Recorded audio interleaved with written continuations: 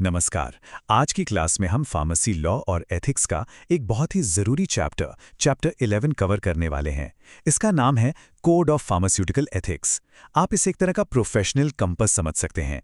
ये वो नैतिक सिद्धांत हैं जो एक फार्मासिस्ट को गाइड करते हैं। ये नियम ही हैं जो एक फार्मासिस्ट को सिर्फ एक प्रोफेशनल नहीं बल्कि एक भरोसेमंद हेल्थ केयर प्रोवाइडर बनाते हैं। तो चलिए इस ज़रूरी चैप्टर को डिटेल में समझना शुरू करते हैं। तो इस पूरे चैप्टर में हम क्या-क्या देखने वाले हैं। सबसे पहले हम समझेंगे कि फार्मास्यूटिकल एथिक्स की परिभाषा क्या है। फिर हम देखेंगे कि एथिकल प्रॉब्लम्स को कैसे सॉल्व किया जाता है। इसके बाद हम जॉब, ट्रेड यानी व्यापार और प्रोफेशन से जुड़े एथिक्स को समझेंगे। और सबसे आखिर में हम फार्मासिस्ट की शपथ के साथ इस चैप्टर को खत्म करेंगे। ठीक है, तो चलिए पहले सेक्शन से शुरू करते हैं, डिफाइनिंग फार्मास्यूटिकल एथिक्स। देखिए, किसी भी प्रोफेशन की बुनियाद को समझने के लिए उसके नैतिक सिद्धांतों को मतलब उसके एथिक्स को जानना सबसे जरूरी होता है। तो ये कोड ऑफ फार्मास्यूटिकल एथिक्स है क्या? चलिए इसकी परिभाषा देखते हैं। इसमें लिखा है, the code of pharmaceutical ethics refers to a set of guidelines and principles. इसका सीधा सा मतलब है कि ये कुछ दिशा निर्देशों और सिद्धांतों का एक सेट है। अच्छा, ये करता क्या है? That govern the behaviour of pharmaceutical professionals. मतलब ये फार्मास्यूटिकल प्रोफेशनल्स के व्यवहार को नियंत्रित करता है। किसके साथ?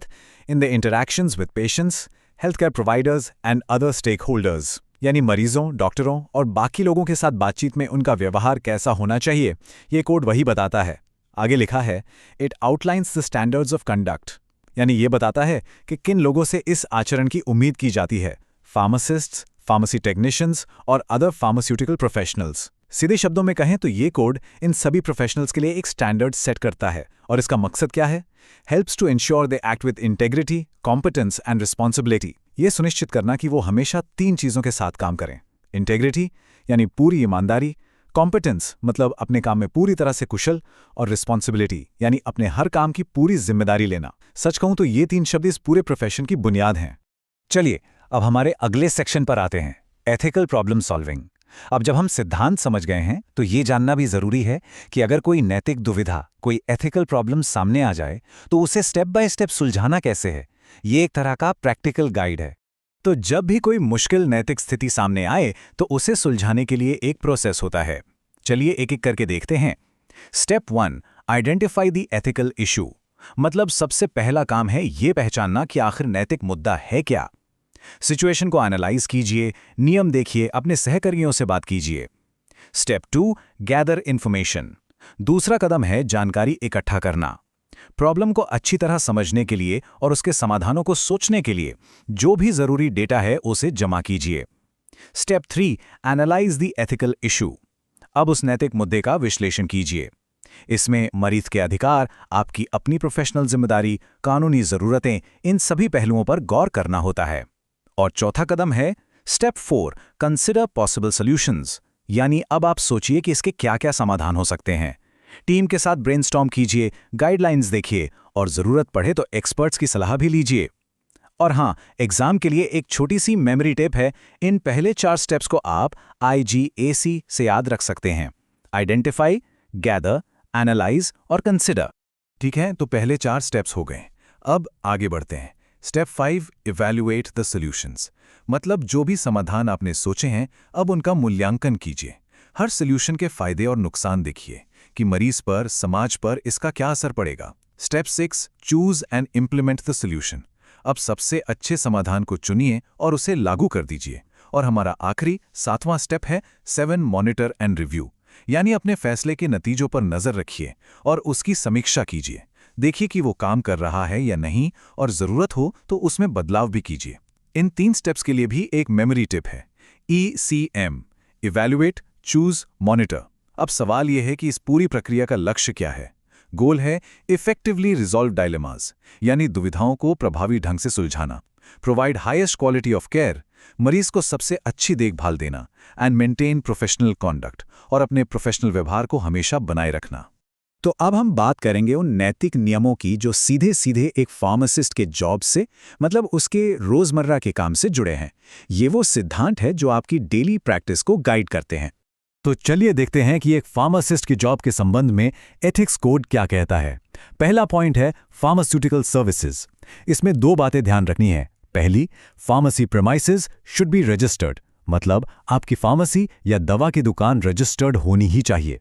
दूसरी बात, emergency medicines and common medicines should be supplied without any delay, यानी इमरजेंसी दवाएं और सामान्य दवाएं मरीज को बिना किसी देरी के मिलनी चाहिए। दूसरा पॉइंट है कंडक्ट ऑफ फार्मेसी। इसमें कहा गया है कि error of accidental contamination should be checked. इसका मतलब है कि दवा बनाते समय, देते समय या सप्लाई करते समय किसी भी तरह की मिलावट या गंदगी की गुंजाइश नहीं होनी चाहिए। इसकी पूरी जांच जरूरी है। तीसरा पॉइंट है हैंडलिंग ऑफ प्रिस्क्रिप्शन। ये बहुत जरूरी है। A pharmacist should receive a prescription without any comment that may cause anxiety. मतलब जब आप किसी मरीज से प्रिस्क्रिप्शन लें तो उस पर कोई ऐसा कमेंट ना करें जिससे मरीज को घबराहट हो। और इसमें एक बहुत सख्त नियम है, no part of the prescription should be changed without the consent of the prescriber, यानी डॉक्टर की इजाजत के बिना प्रिस्क्रिप्शन में कोई भी बदलाव नहीं किया जा सकता। जॉब से जुड़े कुछ और पॉइंट्स देखते हैं। चौथा पॉइंट है हैंडलिंग ऑफ ड्रग्स। इसमें साफ लिखा है a prescription should always be dispensed correctly and carefully. मतलब दवा हमेशा सही तरीके से और सावधानी से दी जानी चाहिए, और वो भी स्टैंडर्ड क्वालिटी की। और एक बहुत ज़रूरी बात, drugs that have abusive potential should not be supplied, यानी जिन दवाओं का नशा हो सकता है या गलत इस्तेमाल हो सकता है उन्हें किसी को भी सप्लाई नहीं करना है। पांचवा और आखिरी पॉइंट है अप्रेंटिस फार्मासिस्ट, यानी ट्रेनी फार्मासिस्ट के बारे में। Experience pharmacist should provide all the facilities for practical training. इसका मतलब है कि जो सीनियर फार्मासिस्ट हैं उनकी जिम्मेदारी है कि वो ट्रेनी को प्रैक्टिकल ट्रेनिंग के लिए सारी सुविधाएं और सही गाइडेंस दें। और until and unless the apprentice proves himself, a certificate should not be granted। मतलब जब तक कोई ट्रेनी खुद को पूरी तरह से काबिल साबित ना कर दे, उसे सर्टिफिकेट नहीं देना चाहिए। अब हम अगले हिस्से पर आते हैं, एथिक्स योर ट्रेड। ट्रेड का मतलब है व्यापार। तो ये सेक्शन फार्मेसी के बिजनेस और कमर्शियल पहलुओं से जुड़ा है। यहां पर भी ईमानदारी बनाए रखना बहुत जरूरी है। व्यापार में सबसे पहली और जरूरी चीज है प्राइस स्ट्रक्चर, यानी दवाओं की कीमत तय करना। नियम साफ है, prices charge from customers should be fair. मतलब ग्राहकों से जो कीमत ली जाए वो उचित होनी चाहिए। अब सवाल है कि कीमत तय कैसे होती है, तो कैलकुलेशन ऑफ प्राइस इन चीजों पर निर्भर करता है। दवा की क्वालिटी और क्वांटिटी क्या है, उसे बनाने में कितनी मेहनत और स्किल लगी है, कितना ज्ञान और समय लगा है, और सबसे जरूरी इसमें कितनी बड़ी जिम्मेदारी शामिल है, और इसका गोल क्या है। गोल है ensure adequate remuneration to the pharmacist, यानी फार्मासिस्ट को उसका सही मेहनताना मिले without unduly taxing the purchaser, लेकिन ग्राहक पर कोई ज्यादा बोझ भी ना पड़े। जैसा आप इस तराजू की तस्वीर में देख सकते हैं, एक तरफ फार्मासिस्ट का रेम्यूनरेशन है और दूसरी तरफ कस्टमर का खर्च, और इन दोनों के बीच एक बैलेंस बनाना ही सही प्राइसिंग है। व्यापार का दूसरा नियम है फेयर ट्रेड प्रैक्टिसेस, यानी निष्पक्ष तरीके से बिजनेस करना। पहला पॉइंट है no attempt should be made to capture the business by cut throat competition. मतलब गलत तरीके से, जैसे कि बहुत ज्यादा डिस्काउंट देकर या इनाम देकर किसी दूसरे फार्मासिस्ट का बिजनेस छीनने की कोशिश नहीं करनी चाहिए। दूसरा, ये एक बहुत अच्छी प्रैक्टिस है, if a prescription is brought by mistake refuse to accept it. अगर कोई प्रिस्क्रिप्शन गलती से आपके पास आ गया है जो किसी और दुकान का है, तो उसे लेने से मना कर दीजिए और ग्राहक को सही जगह बता दीजिए। और तीसरा पॉइंट है labels trademarks should not B imitated, यानी अपने किसी कॉम्पिटिटर के लेबल, ट्रेडमार्क या निशान की नकल नहीं करनी चाहिए। ट्रेड से जुड़े कुछ और नियम देखते हैं। तीसरा है परचेज ऑफ ड्रग्स। इसमें कहा गया है कि drugs should always be purchase from genuine and reputable sources, यानी दवाएं हमेशा भरोसेमंद और असली सोर्स से ही खरीदनी चाहिए। और साथ ही एक फार्मासिस्ट की जिम्मेदारी है कि वो नकली या घटिया दवाओं को बनाने या बेचने में किसी भी तरह से मदद न करे। चौथा नियम है हॉकिंग ऑफ ड्रग्स। हॉकिंग मतलब फेरी लगाना। तो Hawking of drugs should not B encouraged, मतलब दवाओं को घर घर जाकर या फेरी लगाकर बेचने की मनाही है। और साथ ही self service method should not be used. Pharmacy में सेल्फ सर्विस भी नहीं होनी चाहिए, जहां लोग खुद दवा उठा लें। क्यों? क्योंकि इससे बिना एक्सपर्ट की निगरानी के दवा बढ़ती है और ये सेल्फ मेडिकेशन यानी खुद से दवा लेने की आदत को बढ़ावा देता है, जो बहुत ही खतरनाक हो सकता है। और व्यापार से जुड़ा पांचवा नियम है एडवर्टाइजिंग एंड डिस्प्लेस के बारे में, यानी विज्ञापन कैसे होने चाहिए। नियम कहता है कि कोई भी विज्ञापन अशोभनीय या अनडिग्निफाइड नहीं होना चाहिए, और उसमें ये 5 चीजें तो बिल्कुल नहीं होनी चाहिए। पहली, any offer about refund of money, पैसे वापस करने का कोई भी ऑफर। दूसरी, मिसलीडिंग और एग्जैजरेटेड स्टेटमेंट्स, मतलब कोई भी झूठा या बढ़ा चढ़ाकर किया गया दावा। तीसरी, द वर्ड क्योर, किसी भी बीमारी के लिए पक्का इलाज या क्योर शब्द का इस्तेमाल नहीं करना है। चौथी, a guarantee of therapeutic efficacy, दवा के असर की 100% गारंटी देना भी मना है। और पांचवी, एन अपील टू फियर, मतलब लोगों को डराकर अपनी दवा बेचने की कोशिश करना। इन पांचों को याद रखने के लिए एक बहुत आसान निमोनिक है, refunds mislead cures guaranteed by fear. इसे याद रखिएगा। ठीक है, तो हमने जॉब और ट्रेड से जुड़े नियम देख लिए। अब हम नियमों के आखिरी सेट पर आते हैं, जो आपके पूरे प्रोफेशन से संबंधित है।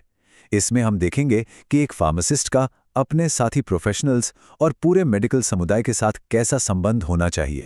तो एक फार्मासिस्ट का अपने प्रोफेशन के प्रति क्या कर्तव्य होता है, चलिए देखते हैं। पहला, extend help to fellow pharmacists, मतलब अगर किसी साथी फार्मासिस्ट को इमरजेंसी में मदद की जरूरत है तो करनी चाहिए। दूसरा, should maintain standard of the profession, अपने प्रोफेशन का स्तर हमेशा ऊंचा बनाए रखना है। तीसरा, should try to weed out corruption, यानी प्रोफेशन और समाज से भ्रष्टाचार को मिटाने की कोशिश करनी चाहिए। चौथा पॉइंट बहुत जरूरी है, he should not be afraid of bringing a miscreant to book, मतलब अगर कोई गलत काम कर रहा है तो उसे कानून के दायरे में लाने से डरना नहीं चाहिए, भले ही वो आपके ही प्रोफेशन का क्यों ना हो। पांचवा, should have up to date knowledge, अपने प्रोफेशन से जुड़ी हर जानकारी से अपडेटेड रहना चाहिए। और छठा, should have fair knowledge of laws, यानी अपने प्रोफेशन से जुड़े कानूनों की भी अच्छी जानकारी होनी चाहिए।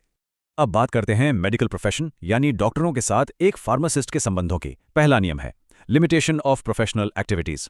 इसमें साफ कहा गया है कि pharmacist under no circumstances take to medical practice, मतलब एक फार्मासिस्ट किसी भी हालत में मेडिकल प्रैक्टिस जैसे बीमारी का पता लगाना या दवा लिखना नहीं कर सकता। हाँ, in emergency he can give first aid, emergency में फर्स्ट एड दे सकता है। और should not recommend a medical practitioner, उसे किसी खास डॉक्टर की सिफारिश भी नहीं करनी चाहिए। दूसरा पॉइंट है क्लैंडस्टाइन अरेंजमेंट, मतलब कोई भी गुप्त समझौता। No pharmacist should enter into secret arrangements with a physician to offer any commission, यानी किसी भी फार्मासिस्ट को कमीशन के लिए किसी डॉक्टर से कोई सीक्रेट डील नहीं करनी चाहिए। और तीसरा है लिएजॉन विद पब्लिक, एक फार्मासिस्ट जो है वो मेडिकल प्रोफेशन और आम लोगों के बीच एक पुल का काम करता है, इसलिए उसे हमेशा फार्मेसी की दुनिया में हो रहे नए नए विकास से अपडेटेड रहना चाहिए।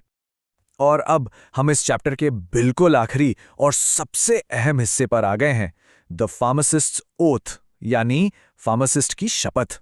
ये सिर्फ कुछ शब्द नहीं है, ये सेवा और जिम्मेदारी का एक संकल्प है। आप कह सकते हैं कि ये इस प्रोफेशन की आत्मा है।